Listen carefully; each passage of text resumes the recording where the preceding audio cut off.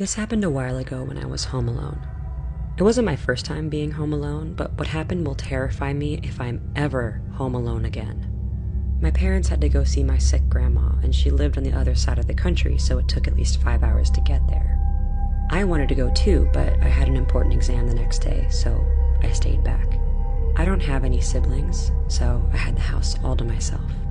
My parents left at 6 in the evening. After they'd left, I just went to my room and started playing some video games. An hour or so went by, and I had to study or I wasn't going to pass the exam the next day, so I took out my notes and started going through them. I was listening to some music, so I almost couldn't hear anything. After a while, I started to get a little hungry, so I went to grab some snacks from the kitchen upstairs since my room is in the basement.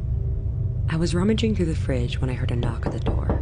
It was kinda odd since my parents had told me we weren't expecting anyone. Quietly, I went to take a peek through the peephole. It was a girl. She looked to be around 14 or 15, and she was holding someone's hand, who I assumed was her little sister. I was so busy taking in their appearance that I didn't notice she was still knocking, now even louder. I asked her who she was and what she wanted without opening the door. There was no answer. Instead, she started knocking even harder. Then I heard a bang. This time, it seemed to be coming from my parents' room. I was scared at this point. I threw the pack of chips I was holding and rushed downstairs to my room and locked it. I started hearing someone's footsteps coming towards the basement. I hid under my bed, waiting for what was about to happen next. I almost started crying when I remembered that I'd left my phone on the kitchen table. Suddenly, I could hear police sirens, but I was confused because I didn't get the chance to call the police.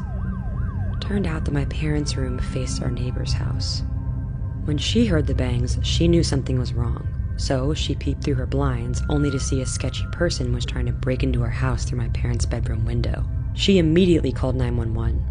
The knocking on our door was a trap to distract me, so the burglars could get into our house. The burglars tried to run but were soon caught. My parents were later called.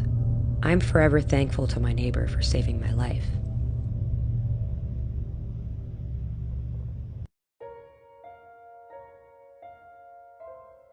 Hi, I'm a 16-year-old girl from Finland. I have one creepy experience that I want to share. I really don't believe in paranormal activity, but this made me think twice. When I was 7 years old, we moved into a new house that was built in the 1950s. The house was pretty huge and had 3 floors.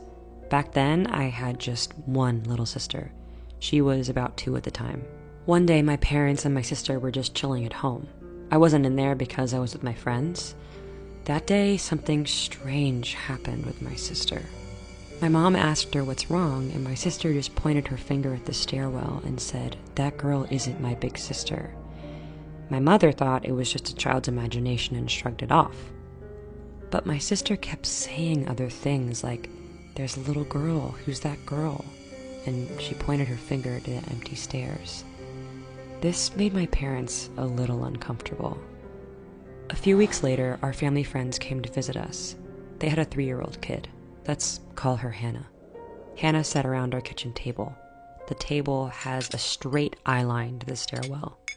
She stared at the stairs and said, "Why is there a flattened girl?" My parents and Hannah's parents saw no one there. We always keep the lights on the stairs if someone needs to go to the bathroom or something at night. Sometimes we heard footsteps from the stairs, but weren't scared by that, we were just confused. When I was 13 years old, I was up late at night. Everyone was already asleep, but I wanted to watch YouTube and stay up. Suddenly, stairlights went on and off very fast for a whole minute. I was a little scared, but I still didn't pay much attention. My other baby sister, Susan, was born in 2018. The last part of this paranormal experience happened in 2019 when my younger sister, Susan, was a year old. My parents and Susan were in the living room. Susan said to my parents, "Why is there a girl on the ceiling?" And sometimes she asked about a girl who was on the stairs and in the living room. So that was my paranormal experience. Me and my parents have no clue what my sisters and Hannah saw when they were little children. These days, they don't remember anything about the stairwell ghost girl. I wonder if a little girl died at our house in the past. Even today, I hear footsteps on the stairs, but I'm not scared. I hope someday the girl ghost gets where she belongs.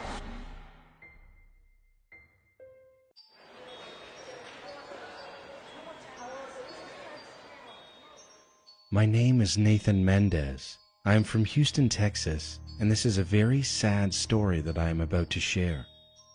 As a little kid, when I first heard the song What I've Done by Linkin Park, it was in the end credits of Transformers 1 from 2007.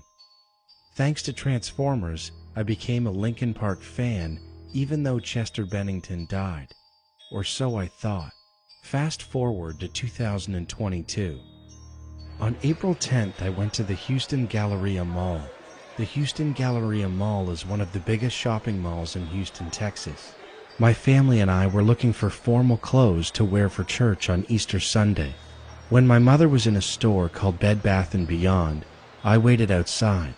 A few minutes went by, and a man approached me who looked and sounded exactly like Chester Bennington. He asked me if I knew where GameStop was because he had a son whose birthday had passed the month before.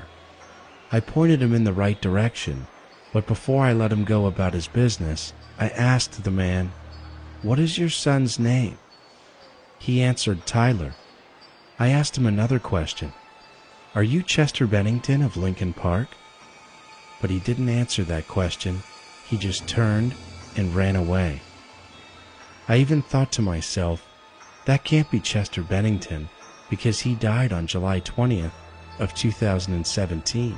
I just need to know something. Was that actually Chester Bennington? Or was that his ghost?